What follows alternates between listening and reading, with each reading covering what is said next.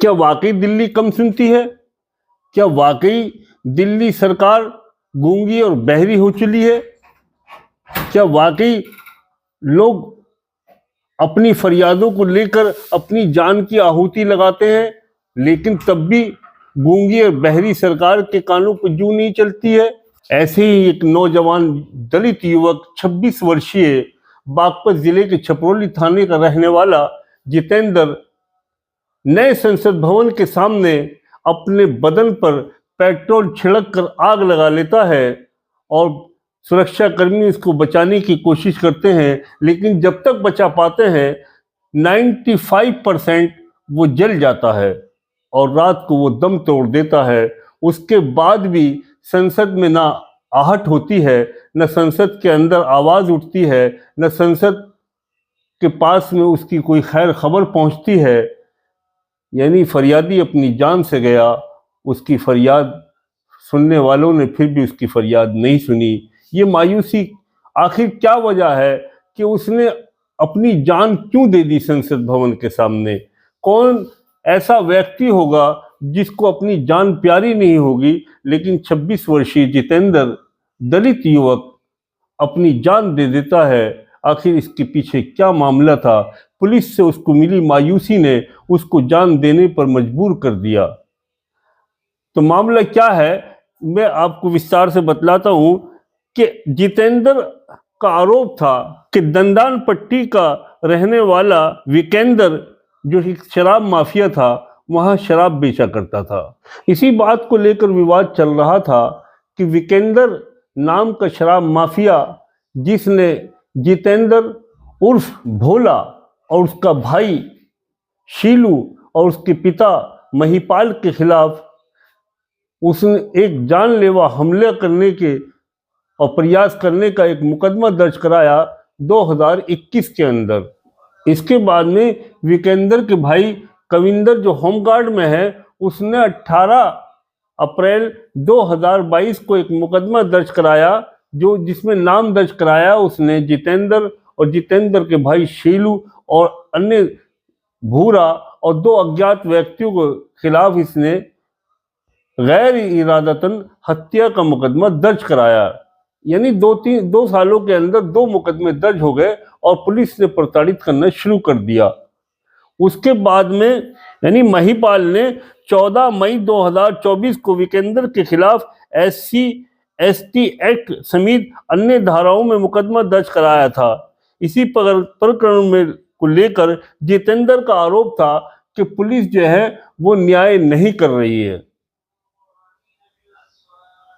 तो ये बात समझ में आती है कि दलित समाज के ऊपर अन्याय आज से नहीं, बाबा साहब अंबेडकर के जमाने से भी पहले से होता आया है। बाबा साहब अंबेडकर ने जब संविधान की रचना की तो इसी वजह से दलित समाज को आरक्षण का प्रावधान निकाला। इसी का उनका मकसद था कि दलित समाज के साथ में हो रहे अत्याचार के ऊपर अंकुश लगे और दलित समाज के ऊपर जो इतने बड़े तादाद में अत्याचार होते हैं, ये इनके इससे कहीं न किसी दर्जे से बचा जा सके।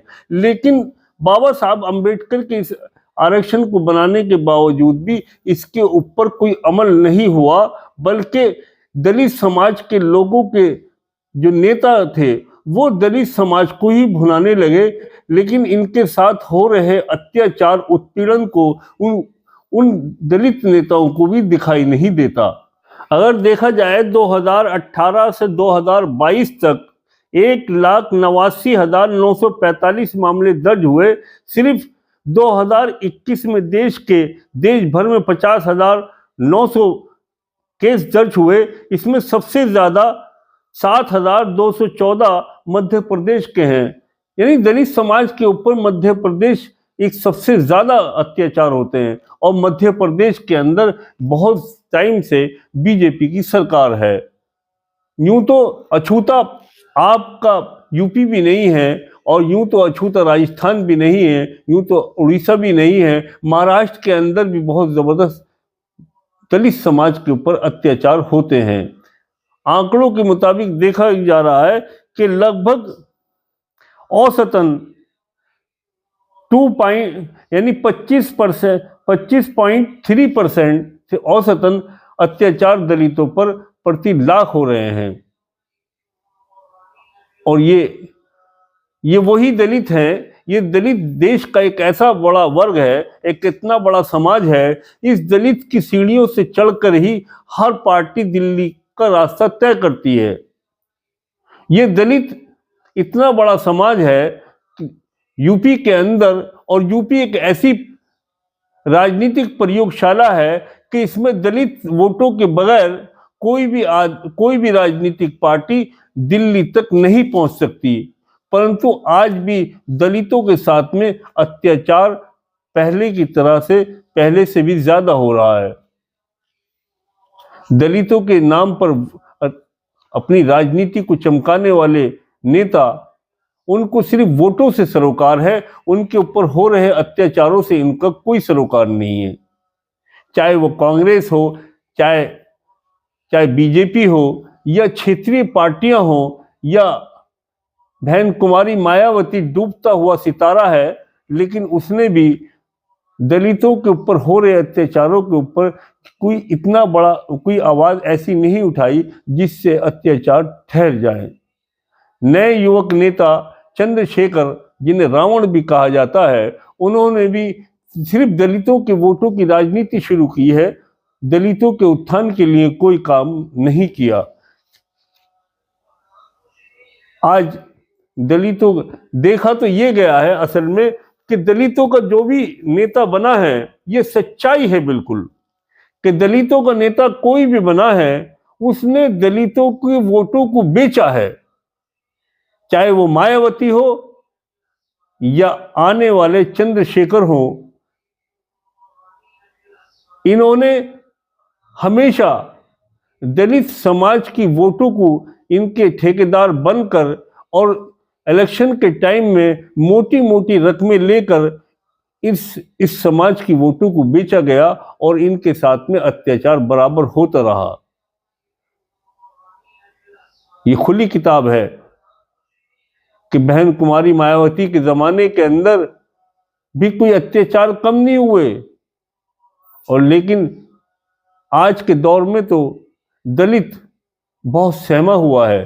दलित के ऊपर हर जगह अत्याचार हो रहे हैं, और यही वजह है कि दलितों को अब दलित नौजवान ने मायूस होकर और मजबूर होकर दिल्ली नए संसद भवन के सामने अपनी फरियाद लेकर पहुंचा, और इतना मायूस था कि उसने देखा कि यहाँ पर कोई सुनने वाला नहीं है, उसकी आवाज़ उन बहरे कानों तक नहीं पहुंच रही, तो उसने अपनी जान ही दे दी।